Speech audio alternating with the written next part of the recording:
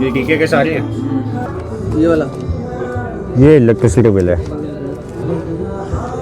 Lots hyper pure. तो ये भाई सारे बिल्स क्लियर हो गए हैं हमारे, ये वाले। इसको क्या करें, डिस्कार्ड कर देने, क्रश कर दें। ये बिल्स अभी काम के हैं। भाई मैगी इतनी एक्सपेरिमेंटल डिश है ना ग्लोबली, इसके साथ कितने एक्सपेरिमेंट हो गए हैं खुद मैगी भी नहीं जानती है। मतलब कुछ भी कर सकते हैं आप मैगी के साथ, वेजेस कम वेजेस ज़्यादा, ये वो फलाने ढमकाना, बहुत सारी चीज़ें होती हैं।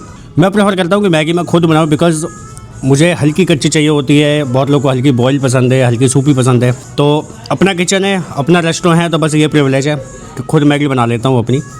हर जगह अपने पसंद की मैगी मिलती नहीं है।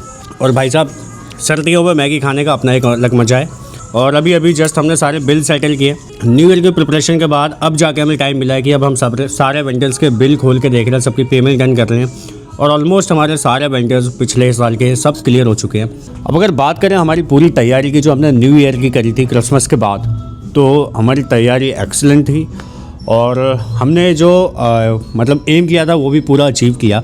तो बहुत चीज़ें हमने जो ओवर द ईयर पिछले 3 साल में हमने सीखा, जो हमें लूप होल्स लगे, उन सबको हमने ख़त्म किया इस बार। और भैया लूप होल्स ख़त्म करते करते इस बार हमें लगा कि हाँ ये सही तरीका है। फैक्ट बताऊँ तो जितने भी बिज़नेस होते हैं उनमें से जो सबसे रिस्की वाले बिज़नेस होते हैं, सबसे खतरनाक वाले बिज़नेस जहाँ पे फेलियर के चांसेस बहुत ज़्यादा होते हैं, उनमें से one of the business restaurant भी है, रेस्टोरेंट कैफ़े। बिकॉज बहुत सारे रेस्टोरेंट डेली खुलते हैं, डेली बंद होते हैं। तो you have to crack it, because किसी भी बिज़नेस में टाइम लगता है फर्स्ट थिंग। लेकिन दूसरी इंपॉर्टेंट थिंग क्या होती है कि with time you have to keep experimenting. अपनी गलतियों से सीखो, आप उसे अप्लाई करो, टेस्ट करो, और चीज़ें काम करिए तो धीरे धीरे सारी चीज़ें ऑर्डर में आती जाती है। मतलब हमारी बात करें एक्सपीरियंस की, तो भाई हम कभी भी रेस्टोरेंट बिजनेस में नहीं थे, बस खाने पीने जाते थे। वी हैड नो आइडिया कि कैसे चलता है बिज़नेस, क्या होता है, क्या कॉम्प्लिकेशंस होती हैं।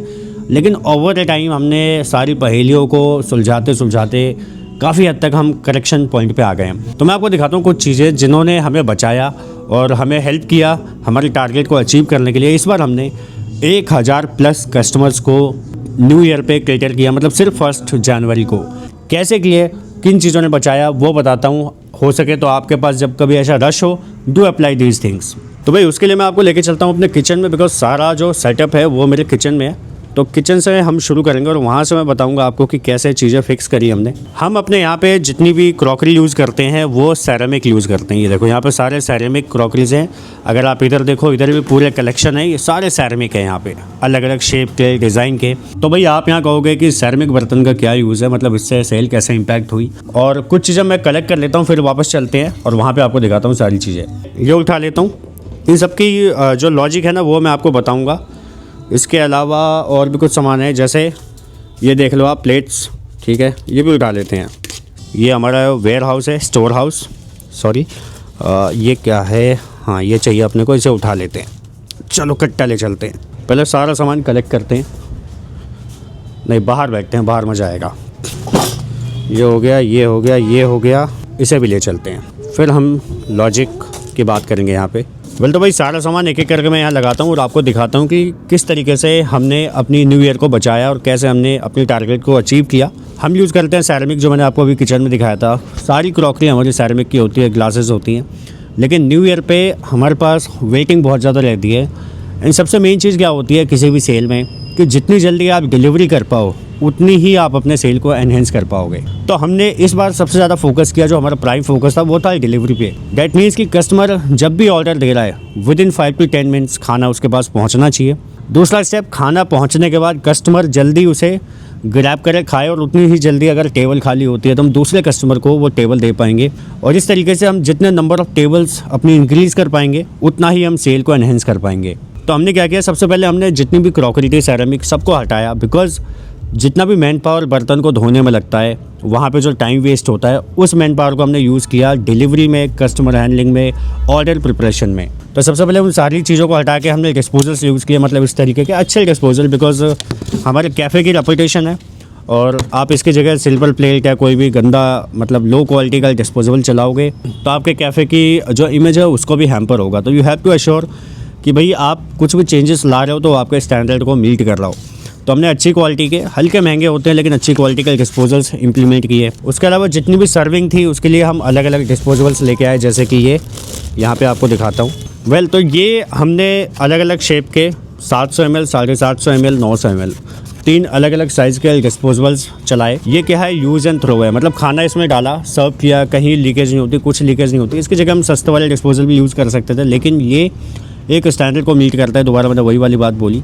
तो ये पेपर बोट ट्रे बोलते हैं इसको, और अच्छी लोकेशंस पर मिलता है, आपको हर जगह मिलेगा नहीं। अब आप कहोगे कि भाई आपने डिस्पोजेबल्स यूज़ किया, लेकिन जो स्पून्स हैं आपके वो आपने ओरिजिनल यूज़ किए। इसकी जगह आप जो ये वाले होते हैं डिस्पोजेबल्स, इनको भी यूज़ कर सकते थे। हमें ये भी चाहिए कि खाना तो तेज़ी से निकल गया, कस्टमर के पास पहुंच गया, लेकिन उतनी तेज़ी से कस्टमर भी वो खाना खा पाए। ठीक है, तो अगर वो इस वाले स्पून से खाता है, मैं कंपेयर करके दिखाता हूँ आपको। ये स्पून का पोर्शन देखो आप, और इसका देख लो। ठीक है, ये दोनों रखते हैं पैरेलल, इससे आपको आइडिया मिल जाएगा कितना छोटा है। मतलब सिंपल लॉजिक है यार, छोटी सी बात है समझने वाली, कि कोई कस्टमर अगर इसे स्पून से खा रहा है तो इससे अगर उसे 50 बार उठाना पड़ेगा, तो इस वाले चम्मच से वो काम 25 बार में हो जाएगा। डेट मीन्स कि जो टाइम है कस्टमर को खाना कंज्यूम करने का, वो टाइम यहाँ पे काफ़ी हद तक कम हो जाएगा। Same with fork, same with spoon, because आप फॉर्क कंपेयर कर लो तो ये रहे फॉर्क। अब अगर आप फॉर्क अच्छे वाले लाओगे, बहुत अच्छी क्वालिटी के, इससे बड़े भी आते हैं, इस साइज़ के भी आते हैं, बट कॉस्टिंग बहुत ज़्यादा बढ़ जाती है।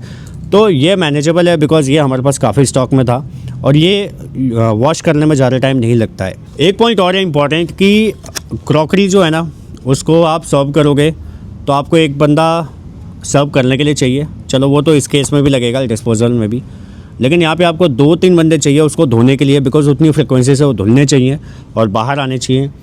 और एक बंदा लगेगा स्पेशली क्रॉकरी को, मतलब जो जूठे हो जाते हैं जब कस्टमर टेबल खाली करता है, तो उस क्रॉकरी को उठा के वापस किचन तक पहुंचाने के लिए, और रश में वो भी एक हेक्टिक काम हो जाता है। ठीक है, तो यहाँ पे हमने क्या किया था, अलग अलग लोकेशंस पर बहुत सारे डस्टबिन इंप्लीमेंट किए हुए थे। तो यहाँ पे स्टाफ बाहर आया, सर्व किया, कस्टमर ने खाना खाया, स्टाफ ने सीधे इसको उठाया, डिस्पोजल को डस्टबिन में डंप कर दिया, मतलब उसको वापस किचन में नहीं जाना पड़ा, और इसकी वजह से भी काफ़ी टाइम बचा, काफ़ी हेडेक बची। डैमेज बचा, क्या बचा? डैमेज जो टूटा फूटा था वो भी बचा। हाँ, डैमेज नरू भाई ने ऐड किया, डैमेज भी बचा। मतलब हाँ, रश में कभी काफ़ी चीज़ें डैमेज होती हैं, जल्दी करने में काफ़ी चीज़ें गिर जाती हैं, टूट जाती है, तो डैमेज भी बचा। हल्की हल्की चीज़ें जो आप लोग ध्यान नहीं देते हो, और अगर आप इन छोटे छोटे फैक्टर्स पर ध्यान दोगे, तो डेफिनेटली आप एक बड़ा चेंज देखोगे आपके सेल में, आपके बिज़नेस में, आपकी चीज़ों में। So that's all about this video. Do implement अगर आप ऐसा कोई बिज़नेस रन कर रहे हो, और बी कनेक्टेड। मिलते हैं अगले वीडियो में, तब तक के लिए tata, bye bye, good night.